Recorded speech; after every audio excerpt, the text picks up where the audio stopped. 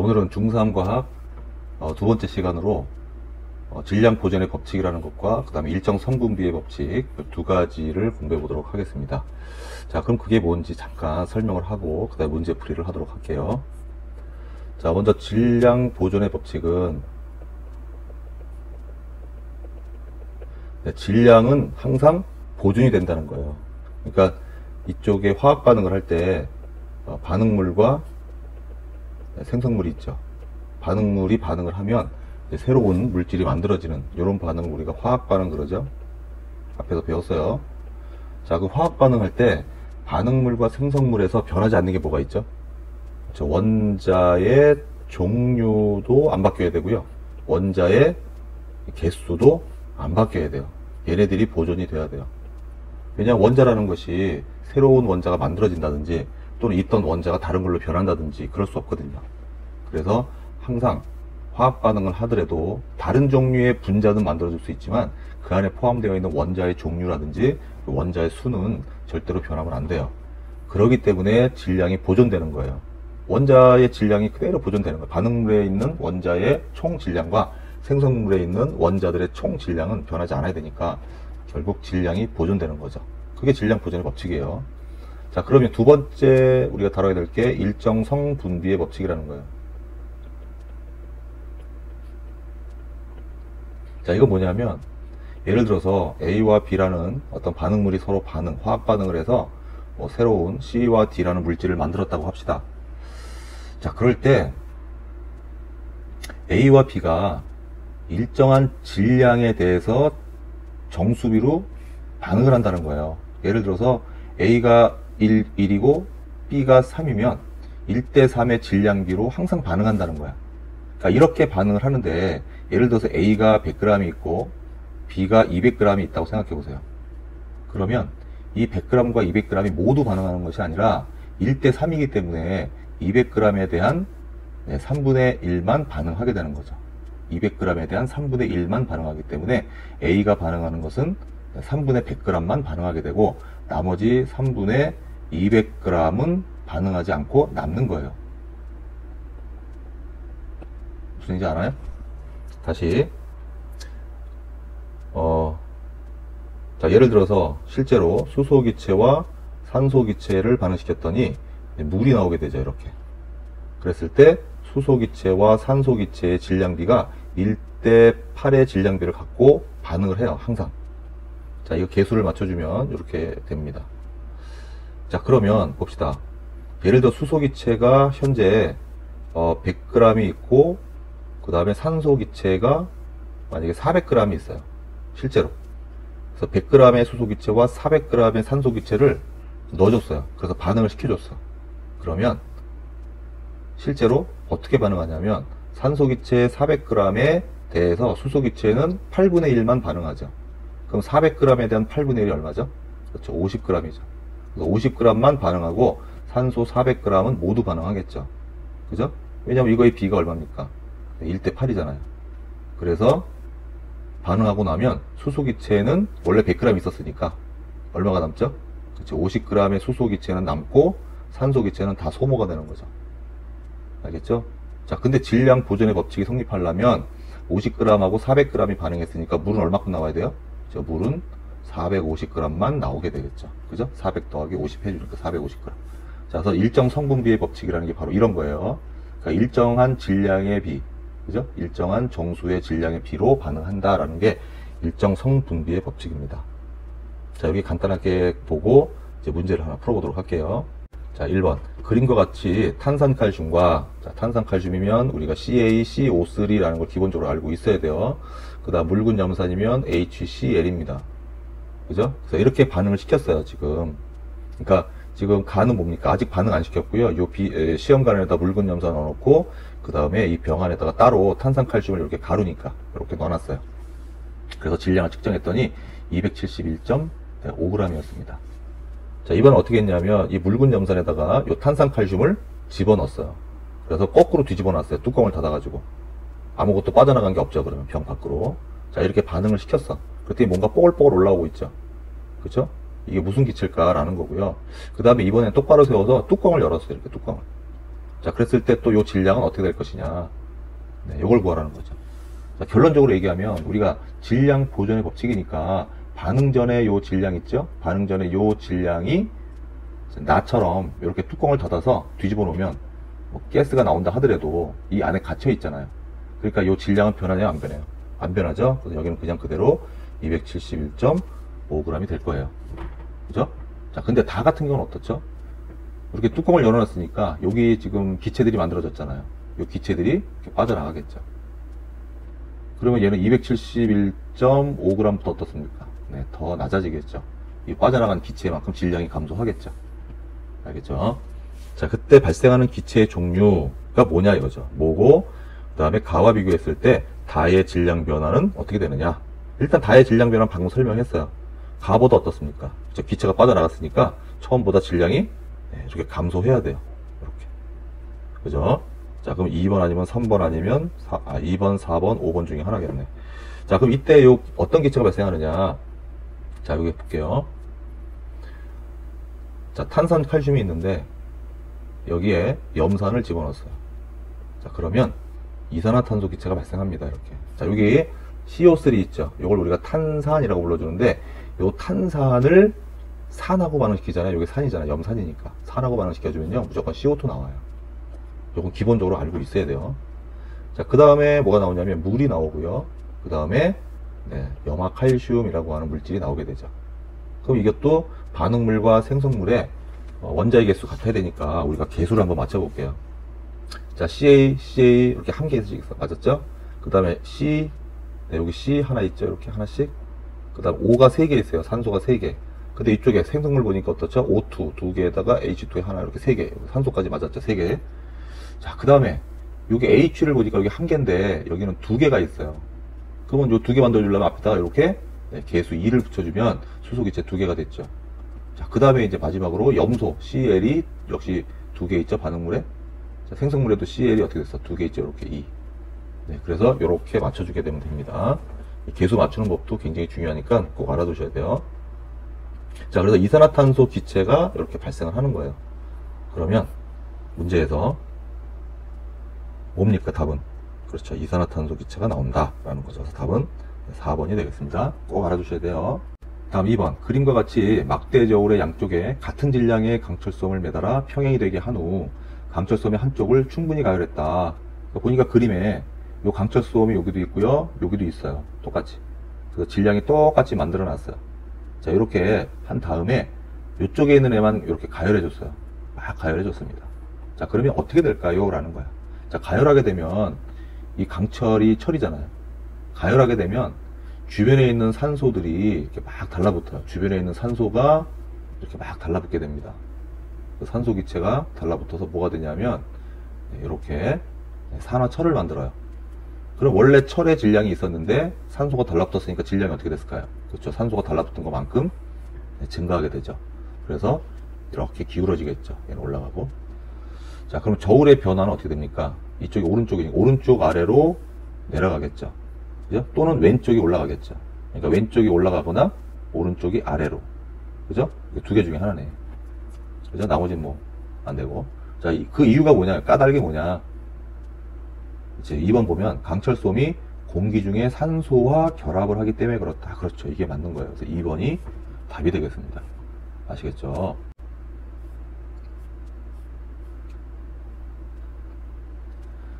자, 그 다음에 3번입니다.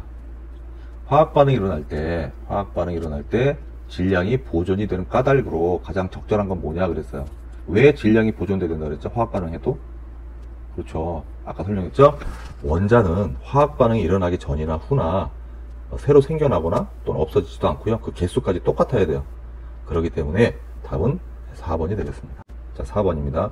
질량 보존의 법칙이 성립하는 경우를 보기에서 모두 골라라 그랬어요. 자, 기억. 설탕에다가 물을 탔어요. 그죠? 또는 물에다가 설탕을 녹였어. 그럼 뭐가 돼요? 설탕 물이 되죠. 그러면 설탕의 질량이 Agg이고 물의 질량이 Bg이라고 한다면 설탕물의 질량은 얼마가 될까요? 그렇죠. A 플러스 B가 되니까 질량 보존됐죠? 네. 다음. 니은 기억은 맞고요. 니은. 과산화수소가 물과 산소로 분해가 됐다. 자, 과산화수소가 H2O2인데 이게 H2O와 O2 이렇게 산소로 나눠지게 돼요. 이렇게 해주면 맞죠? 지금 이것도 화학 반응이죠. 이거는 그죠? 분해됐으니까 다른 물질이 됐잖아. 과산화수소가 물과 산소로 변했으니까 화학 반응인데, 화학 반응도 무조건 이제 질량이 보존되는 거예요. 그죠? 니은도 맞고요. 디귿. 철에다가 산소를 연소시키면 산화철이 된다. 아까 우리 봤죠? 질량 보존돼요. 그 다음에 탄산 나트륨 Na2CO3입니다. 다음에 염화칼슘 CaCl2예요. 자, 요거 반응시켜주면 탄산 칼슘 CaCO3, 그 다음에 염화나트륨 NaCl 이렇게 나온대요. 자, 그럼 이것도 뭐죠? 화학 반응이죠. 전혀 새로운 물질들이 나왔잖아요. 그러니까 이것도 뭐야? 질량이 보존되는 거죠. 그죠? 그래서 답은 5번이 되겠습니다. 자, 다음 5번. 열린 공간에서 다음 반응이 일어날 때 반응 후에 질량 변화가 나머지 넷과 다른 하나는 뭐냐? 열린 공간이에요. 그럼 기체가 발생하면 어떻게 되죠? 기체는 열린 공간이니까 다 퍼져나가죠. 그럼 반응이 진행되면 어떻게 돼? 질량이 다 날아가니까, 기체들이 날아가니까 가벼워지겠지. 자, 강철솜의 연소 어떻게 된다고 그랬죠? 네, 질량이 증가하게 돼요, 얘는. 그죠? 산소가 달라붙어서. 자, 물 분해하면 어떻게 됩니까? 자, 물을 분해하면 수소기체와 산소기체로 이렇게 다 날아가 버려요, 그냥. 그러니까 얘는 뭐야? 물이 자꾸 질량이 감소하게 되죠. 자, 그 다음 3번. 탄산소 나트륨의 가열. 탄산수소 나트륨이 뭐냐면 NaHCO3. 자, 이게 베이킹 파우더, 그쵸? 빵을 이렇게 부풀릴 때 쓰는 베이킹 파우더의 원료인데, 자, 얘를 이렇게 가열해 주잖아요. 열을 막 가열해 주면 열 분해가 일어나요. 분해가 일어나는데 어떻게 분해되냐면 Na2CO3 탄산 나트륨과 H2O 수분도 생기고요. 그 다음에 이산화탄소 기체가 막 날아가요. 이렇게. 그 이산화탄소가 생기니까 밀가루 반죽에다가 이 베이킹 파우더를 이 가루를 묻혀서 막 반죽을 한 다음에 빵처럼 만들어서 오븐에다가 이렇게 열을 가해주잖아요. 그럼 그 안에 있는 탄산소 나트륨이 이렇게 이산화탄소 기체가 발생하면서 빵이 부풀어 오르는 거예요. 사이사이에서. 알겠죠? 자, 그렇기 때문에 탄산소 나트륨을 열린 공간에서 가열하게 되면 이산화탄소가 날아가니까 얘도 어떻게 됩니까? 질량이 감소하게 되죠. 그 다음에 아연과 묽은 염산의 반응이에요. 아연에다가 금속이죠? 여기다가 산을 반응시켜주잖아요, 염산. 그럼 이때는 무조건 금속에다가, 꼭 아연이 아니래도 돼요. 금속에다가 산을 반응시켜주잖아요. 그럼 무조건 수소기체에 날아갑니다. 이게 반드시 어떤 기체가 발생하는지는 반드시 알고 있어야 돼요. 그 다음에 염화 아연이라고 하는 물질이 만들어지죠. 알겠죠? 자, 수소기체가 발생해서 날아가니까 얘도 어떻게 돼요? 역시 질량이 감소하겠죠. 자, 과산화수소의 분해 아까 했어요. H2O2. 자, 얘 분해시키면 어떻게 돼요? 열 분해시키면 물과 산소기체 역시 날아가죠. 이렇게 산소가 생긴단 말이에요. 그러니까 얘도 어때요? 질량이 역시 감소하게 되죠.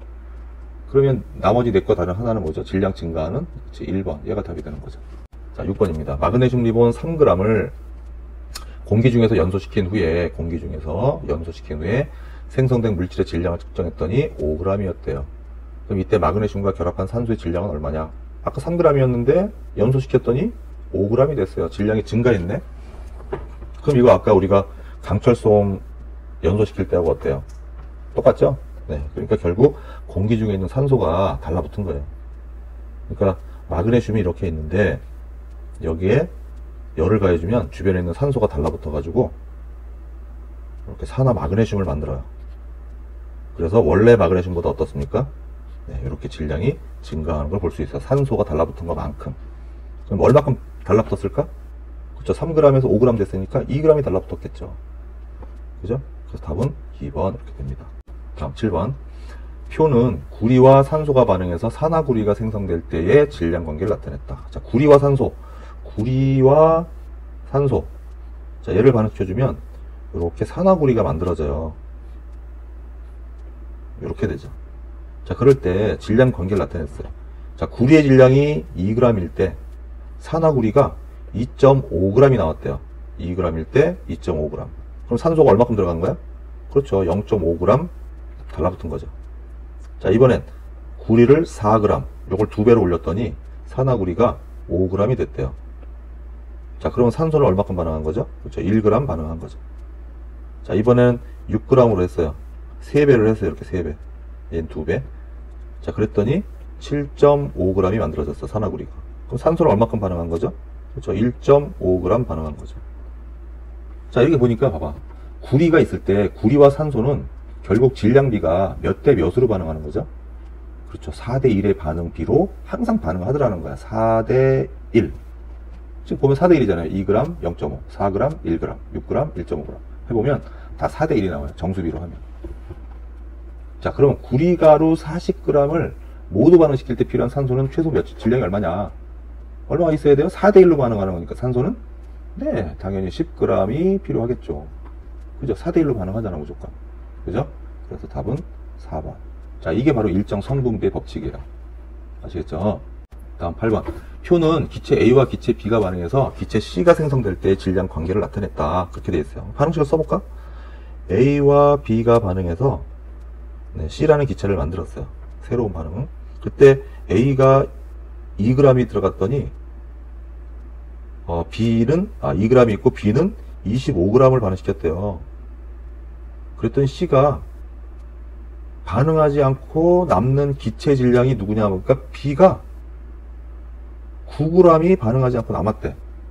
그러면 반응한 애는 얼마예요? 25g 넣었는데 9g이 남았으니까 얼마 반응한 거죠? 9를 빼주면 되죠, 이렇게. 그럼 얼마예요? 네, 16g이 반응에 참여했구나 라는 걸 알 수 있어요. 알겠죠? 자, 그 다음 볼까요? A가 4g이 있는데 B를 24g을 넣었어요. 그랬더니 이번에는 A가 1g이 남았대요. 그럼 얘는 실제로 얼마큼 반응한 거죠?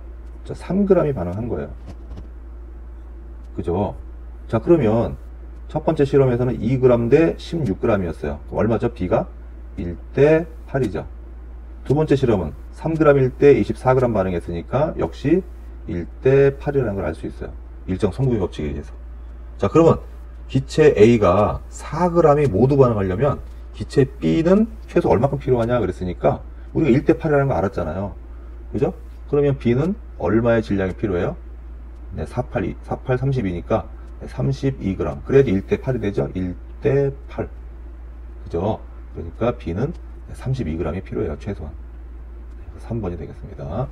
자, 다음 이제 9번하고 10번 문제 봅시다. 표는 6개의 시험관에 10% 아이오딘화 칼륨. 자, 아이오딘화 칼륨은 KI. 요게 아이오딘화 칼륨이에요. 이 수용액 6mg을 똑같이 넣었대요. 6개의 시험관에다가 10%짜리. 그런 다음에 이번엔 그 10%짜리 질산납 수용액. 질산납이 뭐죠? 네, PB, 네, NO3, 2 이렇게. 요게 질산납이에요. 이런 화학식 정도는 우리가 한글로 돼 있을 때 이렇게 화학식으로 쓸 줄 알아야 돼요. 이제는 중3인데. 자, 이 수용액의 부피를 조금씩 달리해가지고 넣었대요. 그랬더니 앙금이 만들어지는데, 앙금이라는 게 뭐죠? 네, 물에 녹지 않는 애가 만들어졌다는 거야. 물에 녹지 않는 애들이 만들어지는데 그 높이의 특정 결과를 나타낸 것이다 그랬어요. 자, 그러면 어떤 게 만들어지나 한번 볼까요? 자, 여기에다 쓸게요. 자, 아이오딘화 칼륨이 있고 그 다음에 질산납이 있어요. PB, NO3, 2.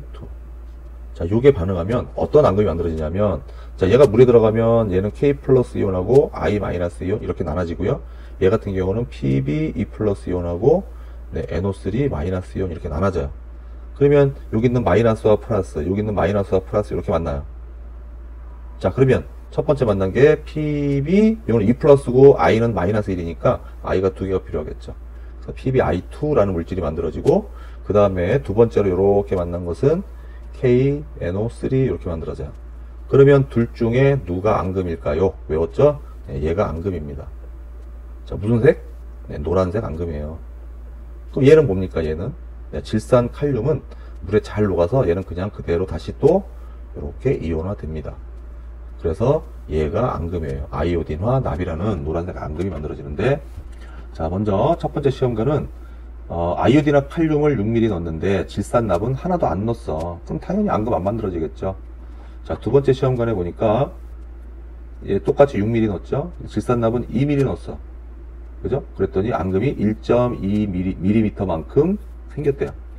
이번엔 6대 4로 넣었더니 2.4. 아까 요거보다 어떻죠? 네, 2배. 지금 보면은 두 번째하고 세 번째 실험을 보면 아이오딘화 칼륨은 부피 변화가 없어요. 똑같아요. 근데 얘를 2배로 했더니 질산납을 2배로 했더니 앙금의 높이도 어떻게 됐죠? 네, 2배가 됐다라는 거야. 자, 그 다음에 네 번째 실험 보니까 똑같이 6 넣고 여기 6 넣으니까 어때요? 네, 3.6 어떻게 됐어요? 1.2보다 어떻게 됐죠? 네, 3배가 증가했어. 그치? 질산납을 3배로 증가했더니 3배를 넣었더니 얘도 3배가 증가했네. 자, 근데 요번에는 보니까 5번째 실험이 중요해요. 자, 똑같이 6 넣었는데 여기다 8을 넣었어. 좀 더 많이 넣었어, 질산납을. 앙금의 높이가 좀 더 높아질까 해서. 그랬더니 아까 6 넣었을 때 하고 어때요? 높이가 똑같아요. 그 이유로 봐봐. 얘는 똑같잖아, 위에 거. 아이오딘이나 칼륨은 똑같은데 질산납을 아무리 많이 넣어줘도 어떻습니까? 네, 앙금의 높이 변하지 않아요. 그죠? 그러니까 이 3.6mm가 뭐야? 최대의 높이가 되는 거죠. 자, 그러니까 이걸 보고 뭘 할 수 있냐면 아이오딘이나 칼륨과 질산납, 자, 얘네들은 똑같은 부피였을 때가 최대의 앙금을 만들더라. 네, 그런 걸 알 수가 있죠. 자, 그러면 위 실험 결과에 대한 해석으로 옳은 것은 그랬어요. 자, 1번. 시간이 충분하다면 두 수용액은 모두 반응할 수 있다. 아니죠. 시간이 아무리 충분해도 너무 많거나 적어도 일정량만 반응하기 때문에 모두 반응하지 않습니다. 다음에 시험관 2에 아이오딘이나 칼륨 수용액을 더 넣으면 앙금이 증가한다. 아까 시험관 2가 요거 있잖아요. 요거. 그지?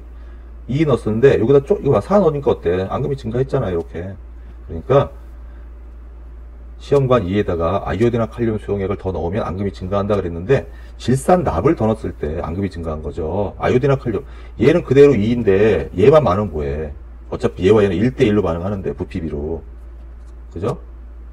그러니까 질산납에 의해서 결정이 되는 거야. 이번 실험은.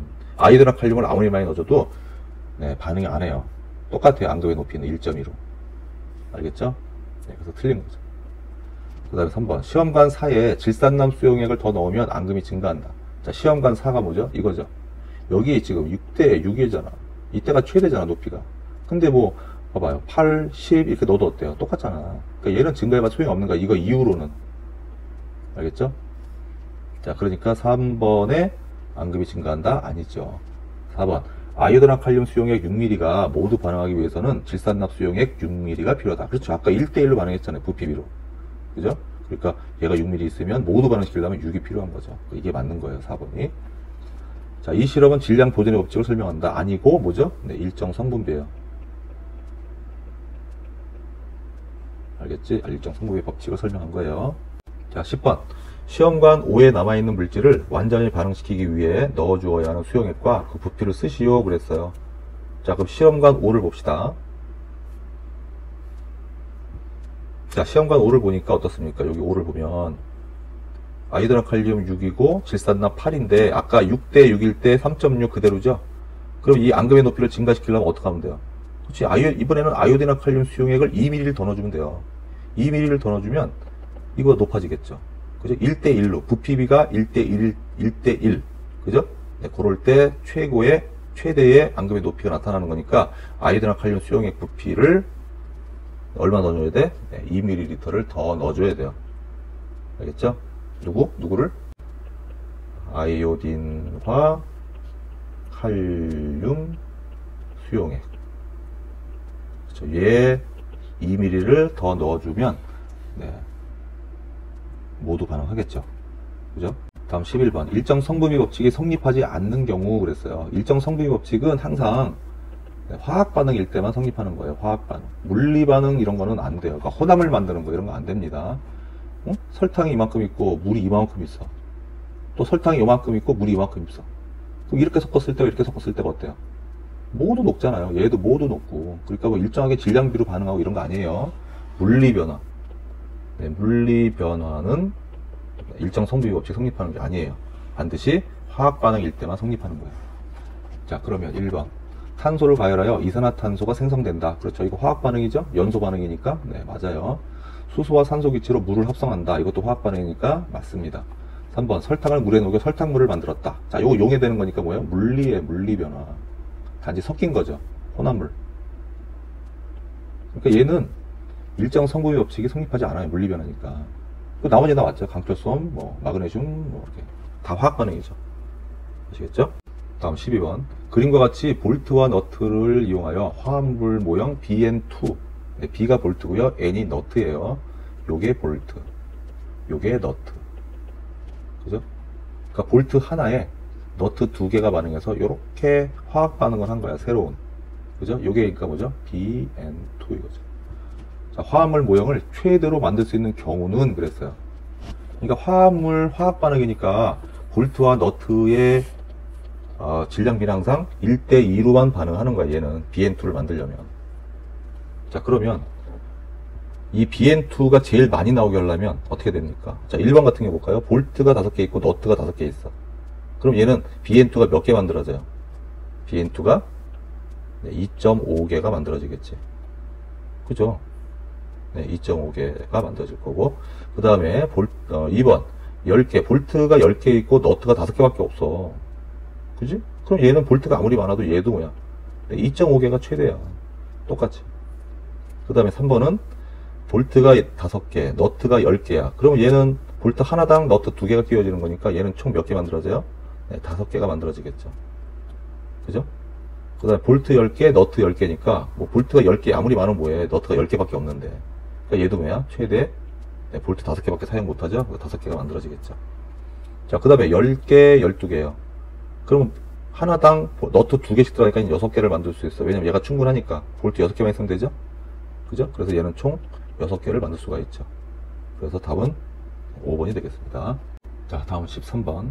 오른쪽 그림과 같이 강철솜을 연소시킬 때 변화에 대한 설명으로 옳지 않은 거 골라라 그랬어요.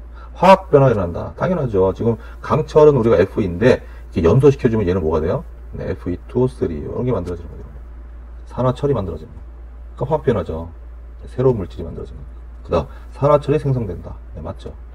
강철솜이 연소하여 생긴 물질은 화합물이다. 그렇죠. 이렇게 화합물을 만들잖아요. 그 다음에 연소 후 생성된 물질의 질량은 처음 강철솜 질량보다 작다. 아니죠. 더 증가한다 그랬지. 산소가 달라붙어서. 네, 그래서 이게 옳지 않은 거죠. 5번도 볼까요? 완전히 연소된 후 생성된 물질에 묽은 염산을 가해도 변화가 없다. 네, 맞아요. 왜냐하면 일반 철 있잖아. 철은 금속이니까 아까 염산, 산하고 반응하면 무슨 기체 나온다 해서 무조건 수소기체 무조건 발생을 해. 이렇게. 그죠? 그런데 얘가 연소돼가지고 산화철이 됐어 이제. 그럼 얘 같은 경우는 염산하고 반응시켜도요 아무런 변화가 안 일어나. 이게 벌써 철하고 산화철의 차이점이죠. 그죠? 네, 그래서 5번도 맞는 거예요. 답은 4번 이렇게 됩니다. 다음 14번. 기체가 발생하는 반응의 경우 열린 용기에서는 발생한 기체가 공기 중으로 날아가기 때문에 반응 후 질량은 어떻게 되죠? 날아간 만큼 질량이 감소하겠죠.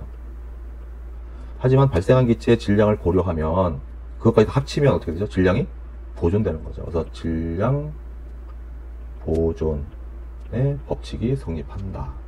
아시겠죠? 다음 15번. 공기 중에서 나무젓가락과 강철솜을 연소시킨 후 남은 물질의 질량이 연소 전의 질량과 비교하면 어떻게 변하는지 옳게 나타내라. 자, 나무젓가락을 태우면 어떻게 되죠? 저 나중에 쟤만 남잖아요. 왜냐면 그 안에 들어있는 수분이라든지 그 다음에 탄소나 이런 것도 이산화탄소 다 날아가 버리고 그죠? 쟤만 남게 돼요. 그래서 저 나무젓가락을 태우면 질량이 어떻게 돼요? 네, 감소합니다. 근데 강철솜은 어떻죠? 네, 산소 달라붙으니까 증가하게 되죠. 그래서 네, 2번이 맞습니다. 자, 16번. 묽은 염산에 분필을 넣었을 때 반응이 다음과 같을 때 분필과 묽은 염산의 질량을 합한 것과 같은 것은 뭐냐 그랬어요. 자, 묽은 염산에다가 분필을 넣어볼게요. 분필의 주성분은 뭐죠? 탄산 칼슘이에요. 아까 했던 거야. CaCO3. 묽은 염산은 HCl. 자, 요 CO3가 있는 애들 있지. 탄산. 산에 들어가면 무조건 뭐 나온다 그래서 이산화탄소 기체 발생한다. 그죠? 나머지 물, 뭐 염화칼슘 나오고요. 자, 그러면 여기서 뭐라 그랬냐면 분필과 묽은 염산의 질량을 합한 것과 같은 것 그랬어요. 뭐죠? 염화칼슘, 물, 이산화탄소. 이거 다 더한 거랑 어때? 얘랑 얘랑은 어때야 돼? 같아야 돼요. 질량 보존 때문에. 그죠? 그러니까 몇 번이야? 그렇죠. 5번이지. 다음 17번. 다음 설명이 나타나는 법칙은 무엇인지 써라. 법칙. 자, 프랑스의 라보아지에가 발표했다. 그렇죠. 뭐죠? 네, 질량 보존의 법칙. 이거 한번 봐도 알아야지. 화학 반응이 일어날 때 반응물의 총질량은 생성물의 총질량과 같다. 질량 보존의 법칙이죠. 그렇죠? 자, 다음 18번. 과산화수소 34g에 이산화 망가니즈 3g을 넣고 분해시켰더니 기체가 발생했대요. 과산화수소에다가 이산화 망가니즈를 넣고 분해시켰더니 기체가 발생했다. 자, 그럼 뭐냐면 과산화수소가 H2O2잖아. 그죠? 그럼 이산화 망가니즈라는 게 뭐냐면 MnO2예요. 그럼 얘는 뭘로 쓰였냐면 얘는 그냥 촉매. 촉매라는 게 뭐예요? 화학 반응이 빨리 일어나도록 그냥 도와주는 애예요, 얘는. 그러니까 과산화수소수를 가만 놔둬도 천천히 분해가 돼요. 어떻게 분해되냐면 H2O하고 이렇게 산소 기체가 막 뽀글뽀글 발생을 해요. 근데 여기다가 이산화 망가니즈를 딱 넣어주잖아요. 그러면 더 빨리 분해가 돼요. 산소 기체가 막 나와요. 그래서 우리가 상처난 피부에다가 이 과산화수소를 바르잖아요. 그럼 우리 몸 안에 있는 생체 촉매 때문에 막 산소 기체가 발생을 해서 뽀글뽀글해서 그 안에 있는 세균들을 다 산화시켜서 죽이는 역할을 해요. 소독약으로 많이 써요. 자, 아무튼 그렇게 넣고 분해시켰더니 기체가 발생했다. 무슨 기체입니까? 네, 산소 기체죠. 반응이 완전히 끝난 후 물 18g이 생성됐다. 예, 물이 요게 18g이 생성이 됐대요. 이때 발생한 기체의 종류와 질량은 그랬어요. 그러면 과산화수소가 34g이 있었는데 물이 18g이 만들어졌어. 얘가 지금 34g이란 말이에요. 이산화 망가니즈는요, 촉매력이기 때문에 얘는 반응에 참여하지 않아요. 단지 도와주죠. 얘하고 화학 반응한 게 아니기 때문에 얘는 질량을 제외해야 돼. 그럼 34g이 있었는데 물이 18g이 나왔으니까 산소 기체는 몇 g 나와야 되죠? 얼마 더해야 돼? 그렇죠. 16g을 더해주면 되죠. 그래야지 34g이 되겠죠. 이렇게 질량 보존으로. 산소 기체가 얼마큼 나옵니까? 산소 기체 두 가지 중에 하나네. 16g이 나오겠죠. 답은 1번 이렇게 됩니다. 다음 19.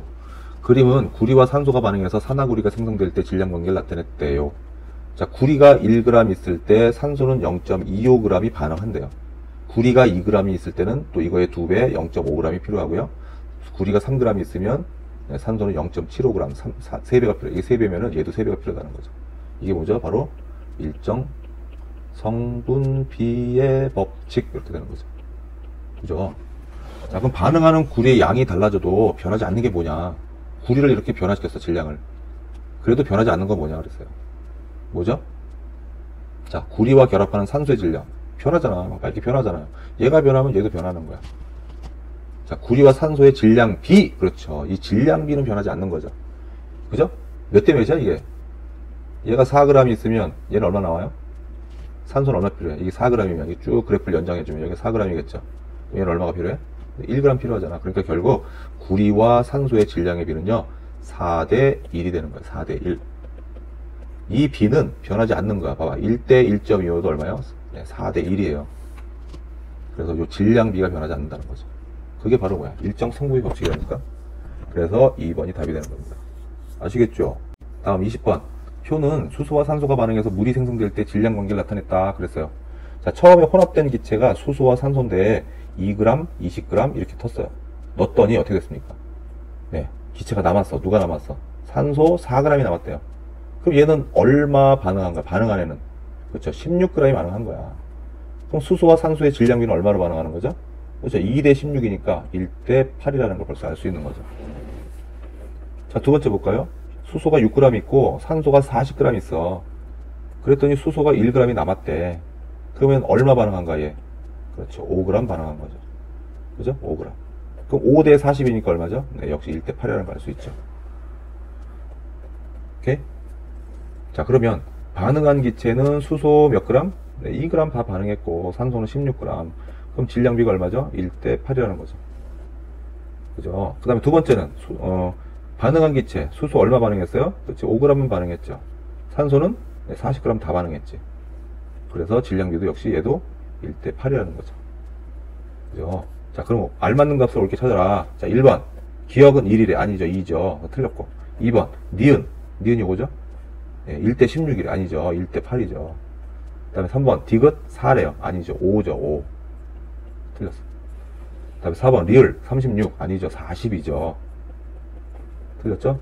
5번 니음 1대 8. 그렇죠. 이게 맞는 거죠. 알겠죠? 자, 21번, 22번 볼까요? 도가니에 마그네슘 가루의 질량을 달리해서 놓고 각각 가열할 때 생성된 산화 마그네슘의 질량을 그래프로 나타내었다 그랬어요. 자, 마그네슘 넣었어요. 자, 밑에서 막 가열하죠 지금. 그랬더니 산화 마그네슘의 질량이, 자, 마그네슘을 3g 넣었을 때 산화 마그네슘이 5g 만들어졌대요. 자, 그럼 마그네슘을 가열해주면 여기에 공기 중에 있는 산소들이 막 달라붙어 가지고요 산화 마그네슘이라는 게 만들어져요. 근데 얘가 지금 3g 있는데 얘가 5g 만들어졌다는 거야. 그럼 산소 얼마 들어간 거야? 그치, 2g. 그러니까 결국 마그네슘과 산소의 질량의 비는 얼마죠? 네, 3대 2의 질량의 비로 반응하는 거죠. 그쵸? 자, 그래서 21번. 산화마그네슘이 생성될 때 반응하는 마그네슘과 산소의 질량비는 어떻게 되느냐? 몇 대 몇이냐? 얼마요? 네, 3대 2가 되겠죠. 그죠? 방금 봤잖아. 다음 22번. 산화마그네슘이 15g 생성되었다면 반응한 마그네슘의 질량은 몇 g이냐 그랬어요. 그럼 아까 보니까 마그네슘에다가 산소가 반응해서 산화마그네슘이 되는데 이렇게 되죠? 근데 얘가 지금 15g이 만들어졌대요. 그러면 이 마그네슘이 얼마가 들어가야 되냐 하는 거예요. 그럼 우리가 아까 위에 그래프에서 어떻게 됐죠? 산화마그네슘이 5g 만들어질 때 마그네슘이 3g 있었죠. 그죠? 3g 있을 때 얘가 5g 만들어졌잖아. 그럼 얘가 지금 몇 배 증가한 거야? 3배 증가했어. 그 마그네슘 3g도 몇 배 있어야 돼? 3배가 있어야 돼요. 그죠? 그러니까 얼마? 9g이 있어야지, 9g. 그래야 얘가 15g 만들어지는 거예요. 알겠어? 마그네슘과 산화마그네슘도 이렇게 비가 존재하는 거예요. 3대 5. 알겠죠? 그래서 마그네슘이 5g이, 9g이 필요한 거예요. 3번이야, 답은. 알겠죠? 자, 다음 23번. 그림은 10%의 아이오딘과 칼륨 수용에 계속 나와요. 아이오딘과 칼륨, KI. 여기에다가, 여기 지금 6ml가 있었대. 얘는 고정되어 있는 거야. 6ml로 딱 고정시켜 놓고, 질산납 수용액을 부피를 조금씩 달리해서 넣어준 거예요. 그랬더니 앙금이 만들어졌대. 질산납이 뭐였죠? 아까 했잖아. PbNO3, 2. 그러면 아이오딘과 칼륨하고 질산납 만나면 뭐가 만들어져? 또 해야 돼.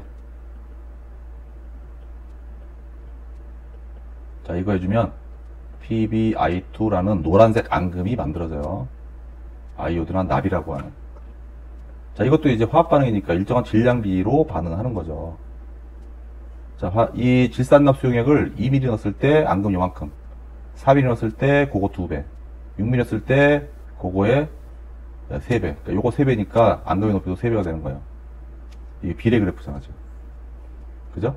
근데 이제 8ml, 6ml 이상부터는 질산납을 아무리 많이 넣어줘도 앙금의 높이는 변하지 않아. 왜? 얘는 6ml로 일정하게 고정돼 있으니까. 그죠? 얘는 아무리 많이 넣어줘도 6mm 이상 넣어봤자 앙금의 높이가 변하지 않아요. 지금 보니까. 왜 그럴까? 그걸 물어본 거야 지금. 일정량이 이상 되면 앙금이 더 이상 증가하지 않고 일정해지는 이유가 뭐냐? 뭐겠어요 여러분? 앙금이 물에 녹기 때문이다. 앙금 물에 안 녹는다니까. 질산납이 모두 반응하였기 때문에. 지금 8mm, 10mm 넣어줬는데도 앙금의 높이 안 높아졌으니까 얘는 더 넣어줘봤자 반응 안 한다니까. 3번. 반응하는데 오랜 시간이 걸리기 때문에 그렇지도 않아요. 아이오딘과 칼륨이 모두 반응했기 때문에. 그렇죠. 이거죠. 아이오딘과 칼륨 얘가 일정하잖아 지금. 얘만 변화시켜주면 뭐하냐고. 얘는 일정한데. 일정 성분비 법칙이라는 게 있잖아. 그죠?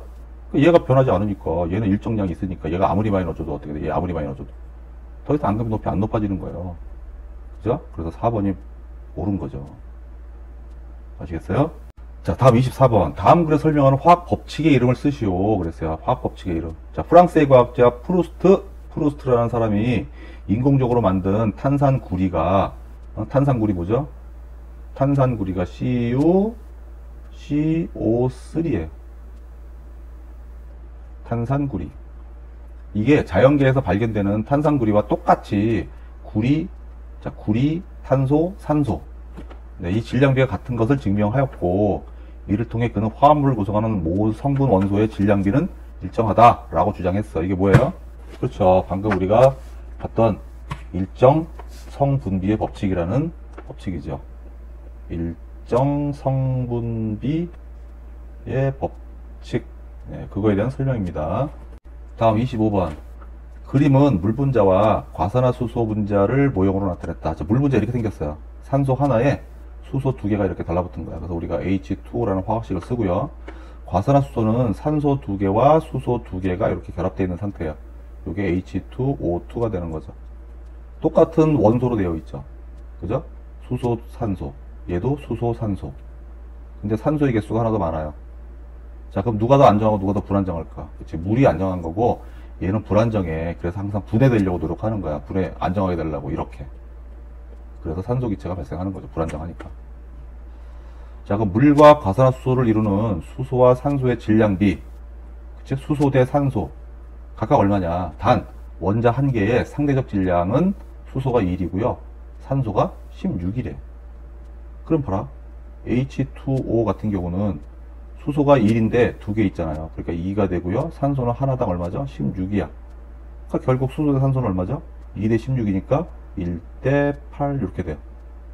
그죠? 네. 그러니까 물은 1 대 8의 질량비다. 이렇게 볼 수 있는 거죠. 두 번째, 과산화 수소. 자, 수소가 두 개 있으니까 2가 되고요. 산소가 두 개 있으니까 16이 두 개니까 얼마야? 32죠? 그럼 2 대 32니까 얘는 얼마야? 1 대 16. 이렇게 질량비가 되는 거죠. 우리 나중에 배우겠지만 원자 한 개의 상대적 질량, 이게 뭡니까? 바로 원자량이 되는 거예요. 참고적으로 알아두세요. 다음 26번. 그림과 같은 실험 결과를 통해서 설명할 수 있는 화학 반응 법칙을 쓰시오 그랬어요. 자, 산화 마그네슘 리본 30g을 공기 중에서 연소시킨 후에 남은 제의 질량이 50g이라면 반응한 산소의 질량은 20g이더라. 자, 이걸 설명할 수 있는 화학 반응 법칙 뭐예요? 그렇죠. 질량 보존됐잖아. 30에서 20 더하면 얼마야? 50이니까. 그래서 얘는 질량 보존의 법칙이다. 라고 쓸 수 있어요. 다음 27번. 오른쪽 그림과 같이 8g의 강철솜을, 지금 강철솜이 8g 있어요. 이걸 토치불꽃으로 가열한 후 질량 측정했더니 10g이 됐대. 10g. 2g 증가했네? 2g은 어디서 온 거야? 근데 공기 중에 있는 산소의 질량이 되겠죠. 그래서 2g 달라붙어가지고 10g 된 거 아니야? 그러니까 산소 질량 몇 g이냐? 2g이죠. 28번. 탄소와 산소는 3대 8의 질량비로 반응해서 이산화탄소를 생성한다 그랬어요. 자, 탄소와 산소를 반응시켜주면 이산화탄소가 되는데 질량비가 3대 8이래요. 일정 성분비 법칙. 3대 8의 질량비를 가지고 반응을 해서 이산화탄소를 만든대요. 자, 탄소가 9g이 있고 산소가 25g이 있대요. 그렇다면 이산화탄소 질량이 얼마큼 나오겠냐라는 거예요. 그러면 9g, 25g이니까 9에 탄소가 만약에 다 반응하려면 산소는 얼마가 필요하죠? 얘가 3배가 증가했으니까 8도 3배가 증가하려면 얼마가 돼야 돼? 3, 8은 24. 그죠?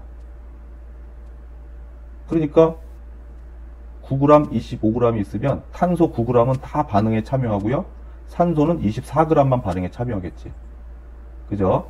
그러면 9g하고 24g이 반응했으니까 질량 보존의 법칙에 의해서 이산화탄소는 몇 g 만들어져요? 두 개 더하면. 그렇죠. 33g의 이산화탄소가 만들어지겠죠. 얼마가 남아? 그렇지. 산소기체 1g은 남겠지. 요게 남는 양이에요. 그죠? 그래서 답은 3번 이렇게 됩니다. 29번. 표는 도가니에 구리가루를 넣고 가열할 때 생성되는 산화구리의 질량을 나타낸 것이다.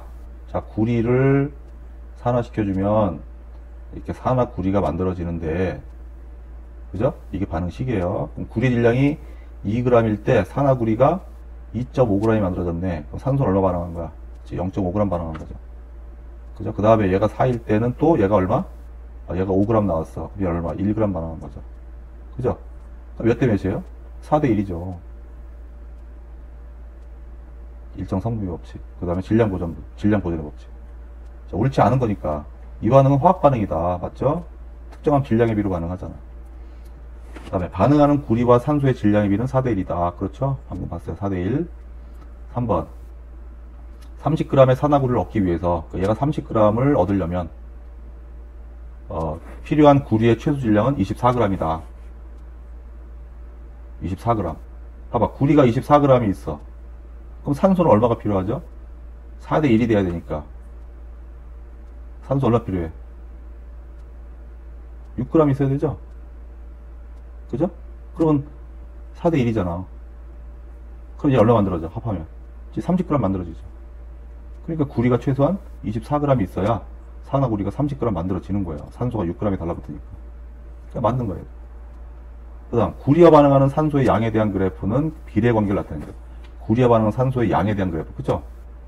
일정한 비, 4대 1로 반응하는 거니까, 이게 만약에 구리의 양이 되고, 이게 산소의 양이라면, 이렇게, 이제 구리가 요만큼일 때, 만약에 2배다. 이게 1이고 얘가 2다. 그러면 얘도 이렇게 2배가 증가하는 거잖아. 그죠? 비례 그래프가 나와야죠. 그래도 맞고. 5번. 가열 시간 늘리면 더 많은 산화구리를 얻을 수 있다. 아니죠. 반응할 수 있는 양은 한정되어 있기 때문에 아무리 오일에 가열한다 하더라도 산화구리는 항상 일정한 양만 만들어지는 거죠. 그래서 5번이 틀린 겁니다. 다음 30번. 다음 화합물을 구성하는 B와 N의 질량비를 각각 구하시오 그랬대요. B의 질량은 3g, N의 질량은 2g이다 라고 주어졌어요. 그러면 BN이라는 화합물을 만들었어. 그러니까 B와 N이 반응해서 BN이라는 화합물을 만들었대요. 그러면 B의 질량이 3이고 N의 질량이 2g이라며. 그죠? 그럼 얘는 3g, 얘는 2g. 그럼 얘는 얼마 만들어져? 5g 만들어지잖아요. 그러니까 결국 B와 N은 3대 2의 질량비를 갖겠죠. 그죠? 그 다음에 2번은 이제 어떻게 됩니까? B가 2개 있을 때 N은 3개가 필요하죠. 요 화합물은. 그죠? 그럼 B가 2개면 얼마요? 하나가 3이니까 6g이고요. N은 하나에 2g인데 요 3개 있잖아. 그러니까 얼마야? 얘도 6g이에요. 그러니까 결국 B2N3를 만드는 화합물은 B와 N이 1대 1의 질량비로 반응한다라는 걸 알 수가 있죠. 오케이? 그래서 1번은 3대 2, 2번은 1대 1 이렇게 되는 거죠. 자, 마지막 문제입니다. 31번. 그림은 질량이 3g인 볼트, 질량이 0.5g인 너트로 만들어진 화합물 모형이다. 지금 볼트가 몇 개 있어? 2개 있네. 2B라고 쓸 수 있고요. 자, 너트는 몇 개 있어? 4개 있잖아요. 그래서 4N이라고 표현할 수 있죠. 그리고 봤더니 화합물을 보니까 볼트 하나에 너트 2개씩 껴져 있어요. 그게 2개가 있네. 그래서 이 BN2라는 화합물을 만든 거예요. 그죠? B 하나에 N이 2개니까 BN2죠. 그게 2개가 있으니까 앞에 2가 붙은 거죠. 자, 그럼 화합물 BN2를 구성하는 두 성분의 질량비, B 대 N은 몇 대 몇이 되겠냐 그런 거예요. 자, 보면, 자, 요거 하나를 볼까요? 요거 하나 보면 BN2죠. 근데 B의 질량 하나가 얼마죠? 앞에서 봤죠? 3g이라고 그랬잖아. N은 0.5g이에요, 하나가. 근데 2개 있잖아, 지금 2개. 그러니까 얼마예요? 1g 있는 거잖아. 그러니까 BN2는 결국 B와 N의 질량비가 3대 1이라는 걸 알 수가 있는 거죠. 3대 1. 알겠죠? 그래서 답은 4번 이렇게 되는 거죠. 자, 이렇게 해서 우리가 오늘 중3과학 두 번째 시간으로 질량 보존의 법칙, 그 다음에 일정 성분의 법칙에 대해서 공부했습니다. 자, 여기 있는 내용들만 제대로 이해를 했으면 문제가 어렵게 나오고 꼬아서 낼 수도 있어요, 이 단원이. 자, 그래도 차분하게 생각해보면 다 맞을 수 있을 겁니다. 자, 다음 시간에 뵙도록 하겠습니다. 감사합니다.